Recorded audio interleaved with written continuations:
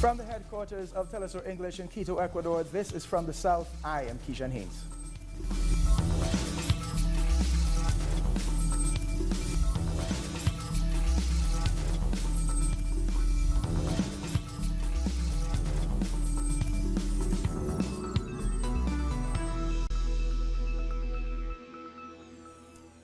Welcome. We begin with some breaking news. Hurricane Florence has made landfall near Wrightsville Beach, North Carolina. It just happened about an hour ago, according to the National Hurricane Center. The storm hit with estimated maximum winds of 144 kilometers per hour. Fortunately, Florence was downgraded to a Category 1 storm.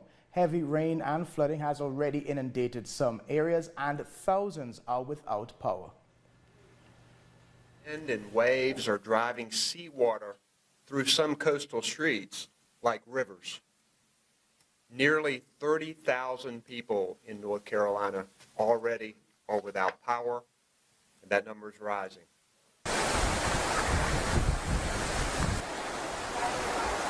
I believe that we have the resources we need to meet this crisis. We know, though, that we are in the early days and that we are going to need significant resources for cleanup and recovery. Meanwhile, Tropical Storm Isaac has weakened further and is now a tropical depression. It spared the Caribbean, despite warnings that it could have brought widespread destruction. The eye of the storm passed over Dominica around midday on Thursday. The Prime Minister reported there were no deaths, injuries, or damage to property. As a result, the state of emergency was lifted at 9 p.m. on Thursday instead of noon on Friday. Public officials should be returning to work as normal. Students, however, get a long weekend. Thank all the residents and citizens and the thousands of people out in Dominica who interceded on our behalf for this storm. The fact is, for several days, this storm was coming straight to Dominica. It wasn't moving down, it was moving up, and one can only thank the Lord for sparing us. Now on to the other side of the world. Super Typhoon Mangut hasn't made landfall in the Philippines, but it is already bringing strong winds and rain. Thousands have already been evacuated, but there's still an estimated 5.2 million residents in its path. Winds could reach up to 205 kilometers per hour. Businesses and schools are closed as people wait to ride out the storm. We're staying in Asia. Venezuelan President Nicolas Maduro is in China to discuss political and economic cooperation. Maduro is invited by President Xi Jinping. President Maduro laid a wreath in honor of Chinese Revolutionary General Mao. He's already met with China's foreign minister and the head of the National Development Reform Commission. The two nations have signed multiple agreements, according to the president, who addressed the commission.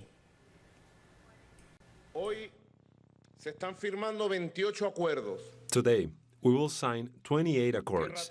They ratify our commitment to shared development, to investments worth billions of dollars, to mixed ownership industries in the areas of oil extraction.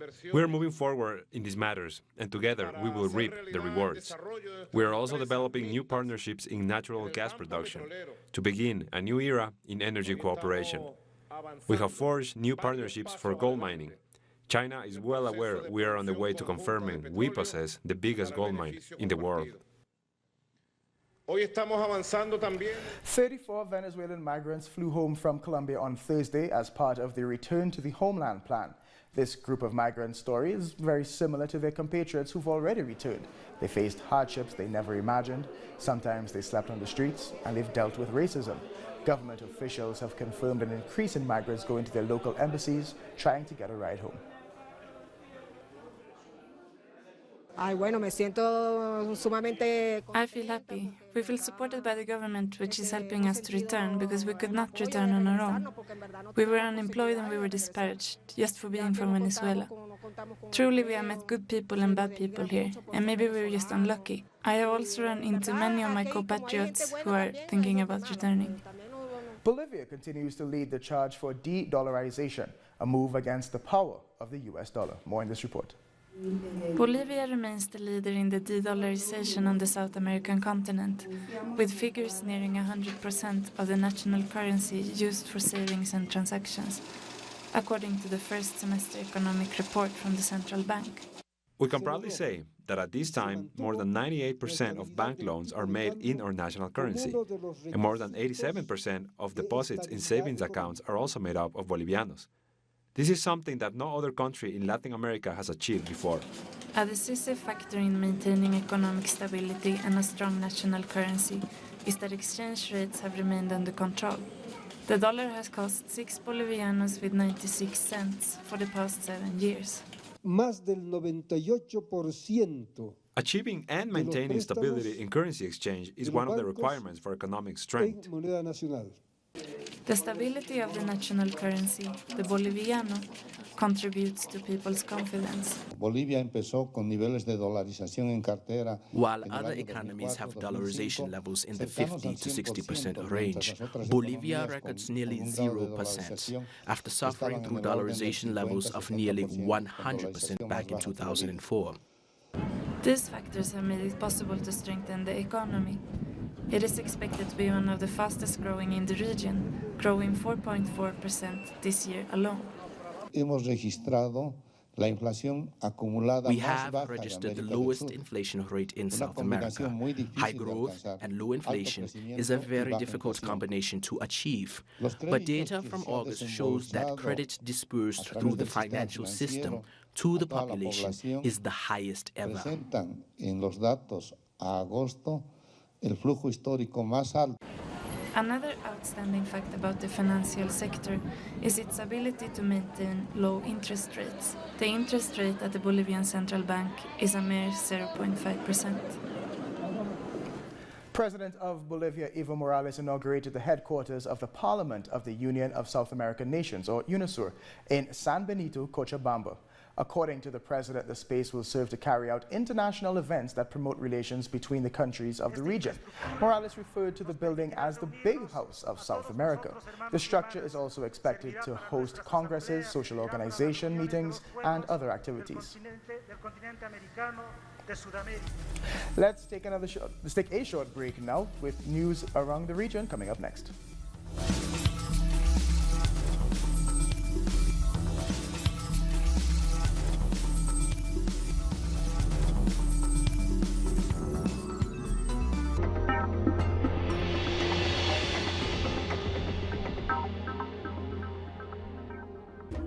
An occasion to enjoy the cultural diversity that defines our South American essence.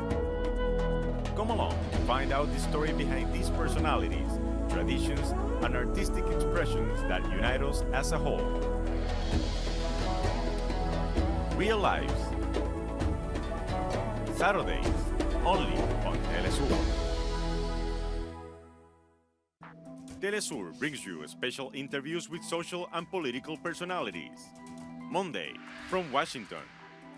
Tuesday, from Mexico. Wednesday, from Caracas. Thursday, from Quito. Friday, from Havana. Analysis about our continent's reality. Weekdays, only on Telesur.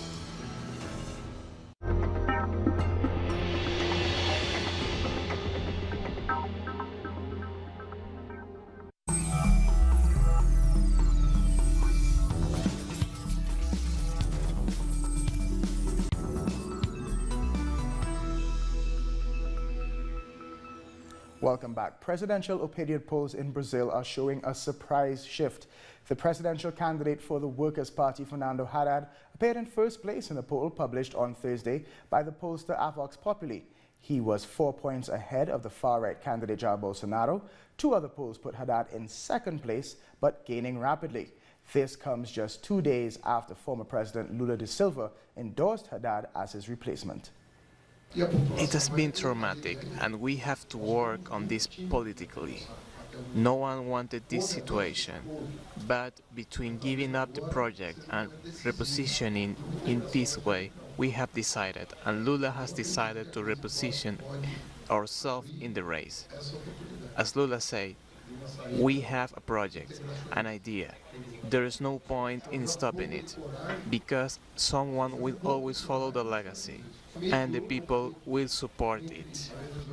Meanwhile, right-wing candidate Jair Bolsonaro remains hospitalized. A statement from the Albert Einstein Hospital in Sao Paulo says Bolsonaro has been moved to intensive care after his latest emergency operation.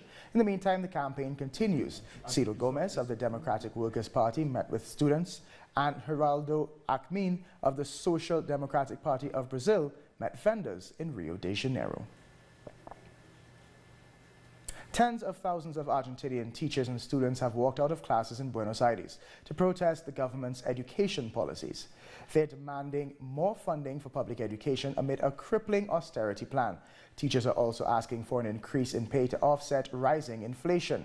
President Mauricio Macri has offered to boost pay by 15%, but the teachers have rejected the offer. We are talking about teachers receiving the same wage as in December 2017. But today, the inflation has reached practically to 50%. Our salary hasn't changed at all. And it's not just in Buenos Aires. Teachers across the country have joined the action. Edgardo Esteban has all the details. Teachers from all over Argentina are making one of the most important mobilizations in the last few years in the Argentinian capital. They marched from the Ministry of Communication to the Congress to call for the continuation of negotiations of parities at a national level. This has been delayed by the government since last March. They are also defending public schools, which have been neglected by a lack of investment in infrastructure, science, and technology. They demand better school canteens because for children in underprivileged neighborhoods, meals are very important. On Wednesday, a teacher was captured, kidnapped, and threatened, like in the worst periods of the last dictatorship. There's also the case of the municipality of Moreno, where 2 people died in a gas explosion in a public school because of a lack of maintenance. The teachers and demonstrators explicitly reject the neoliberal policies of the government of Mauricio Macri. And protests have taken place in Ecuador's capital, Quito, against President Lenin Moreno's economic policies. Around 3,000 demonstrators marched in Quito to protest against the government of Lenin Moreno. Social movements, fishermen, and various activists expressed their frustration at the austerity policies of the government. What brings us here is the duty to defend the homeland. It brings us here to say no to treason, to say stop tearing the country apart, stop destroying the country institution, stop handing over the resources to foreign companies.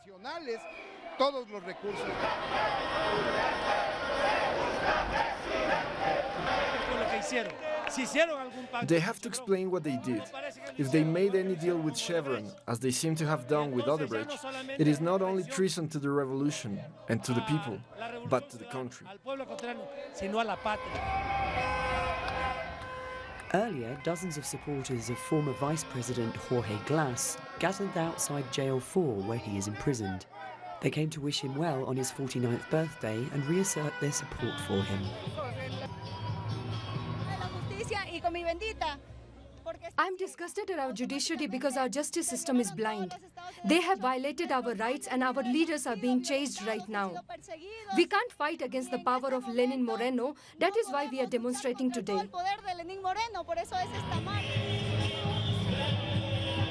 This protest is the latest in a series of mobilizations against Lenin Moreno's policies in Ecuador. In just the last couple of months, his government has increased the price of gasoline and closed more than 20 state institutions. His anti-immigrant stand on Venezuelan migrants has also been condemned. More and more people feel uncertain about their future. Students and workers protested in Costa Rica on Thursday against a police invasion of the university. Thousands marched through the capital to condemn the police for violating the autonomy of the university and beating up students. The protests are part of an indefinite strike against a proposed tax reform. The student movement and the working class are not separate. We stand with the same fist raised against tax reform, against repression, for all of our rights that have been stolen. We have a common destiny to continue the movement. The ministry, the government is unable to see this and see that this is one of the most determined civil protests in the country. They don't understand anything. President Carlos Alvarado says he is prepared to talk, but only if the strike is called off. I am clear that there needs to be an end to actions that compromise the peace of families and workers.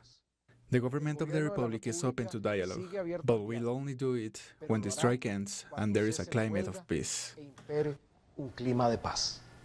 From San Jose, we have more from Fernando Francia. Protests erupted on Thursday, taking the national strike into its fourth day. Demonstrators are upset over what they say was excessive force used by police during Wednesday night's protest. Student organizations showed up outside the presidential house hoping to hold talks with the president. They want to know who is responsible for ordering those police attacks on student demonstrators. Many have been wounded, including members of the media, while some demonstrators are detained. This morning, demonstrators poured onto the streets once again to demand answers and an end to violence. And thousands of Peruvians are continuing their march against corruption in the judiciary. They're also calling for total political reform. Jaime Herrera has more. Muchas gracias. En efecto, una masiva movilización. A massive demonstration happened last night, which went straight to the front pages of the press. Newspapers showed the huge amount of people that attended. Their banners and messages have been trending on social media, with hashtags like Chavarri out, referring to the public prosecutor, Pedro Chavarri. Also, the slogan, "Everyone should leave," made reference to corrupt authorities who should be prosecuted, judged, and jailed if necessary. During the protests, also the chant, "Close the Congress," could be heard. People were expecting public authorities to react, but there has been nothing so far. Pedro Chavarri is still in his position despite the corruption case against him, and despite people calling for his resignation. Former Supreme Judge César Inostroza has also immunity and is free without trial. Congress hasn't mentioned these cases or the corruption cases that involves other members of Congress. On the contrary, it has presented a new law to nominate judges. Demonstrations are set to continue. Okay, now let's take a closer look at why people are in the streets in such numbers. Peruvians say enough is enough. Even though there is damning evidence against some of the country's highest-ranking judges, some still remain free. Others even continue to work, such as Attorney General Pedro Chavarri. There have been calls for him to step down. He cannot be a judge and party of the very judicial process. He raises questions about the autonomy of the public ministry by establishing links with the APRA and with Fujimorismo. He has also lied several times. According to demonstrators, the political system is also fraught with corruption. They are calling on President Vizcarra to shut down Congress. Because we have seen that the Congress is a mafia. They protect sentenced people. Too much protection for the corrupt. They are spending taxpayers' hard-earned money, especially all Fujimoristas. What good are they doing? Laws? Most of them respond to Mr. K. So what laws are going to benefit the poor? Social organizations, unions, students, and progressive political organizations join protesters in solidarity. They believe only a constituent assembly can put an end to corruption. It can't be that here Odebrecht International rule and not the government. Let's close the Congress and start afresh, a new country. They have sold everything to transnationals. It's a shame that we don't have stable jobs. There's no respect for the workers. Today's demonstration was not limited to the capital. Protesters chanted, "All corrupts go away," as they took their march to other provinces. Let's take another short break. World News is next.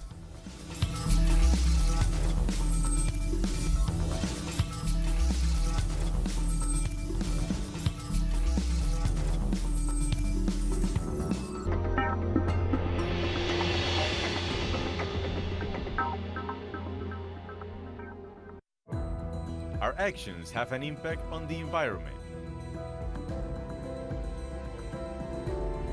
It's our responsibility to change for the sake of our planet. Let's be part of this transition. Watch, preserve, and protect your Earth. Green Zone. Wednesdays, only on Telesur.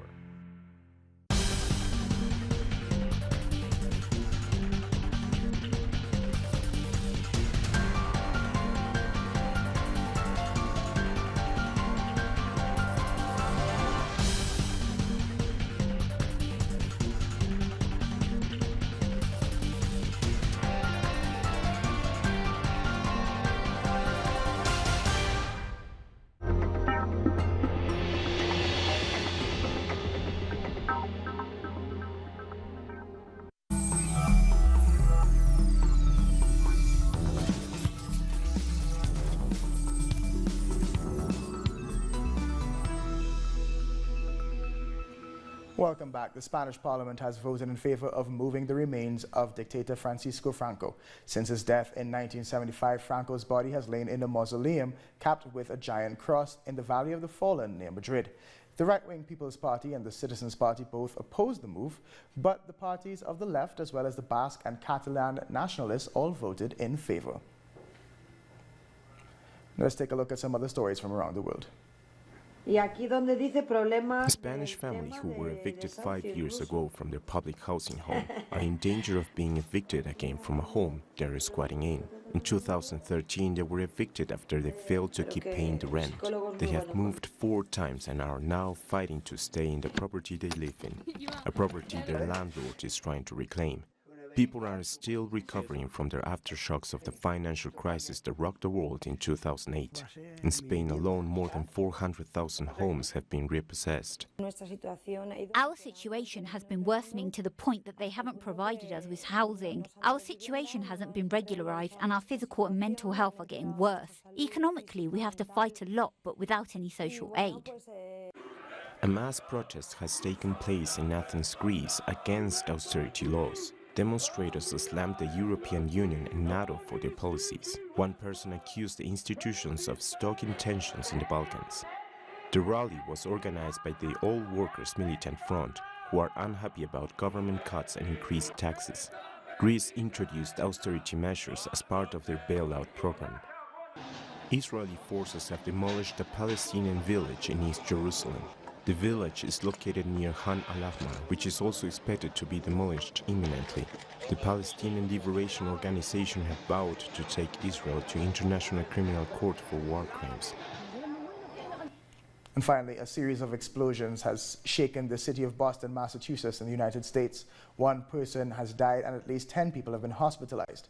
According to local reports, they're blaming it on a rupture in a gas pipeline. A teenager was killed when a chimney came crashing through his car. Hundreds of residents had to be evacuated as emergency services continue to battle the blazes. And that takes us to the end of this news brief. For these and many other stories, you can find them on our website at telesurtv.net/English. And join us on social media, Facebook, Twitter, and Instagram. For Telesur English, I'm Kijan Haynes. Thank you for watching.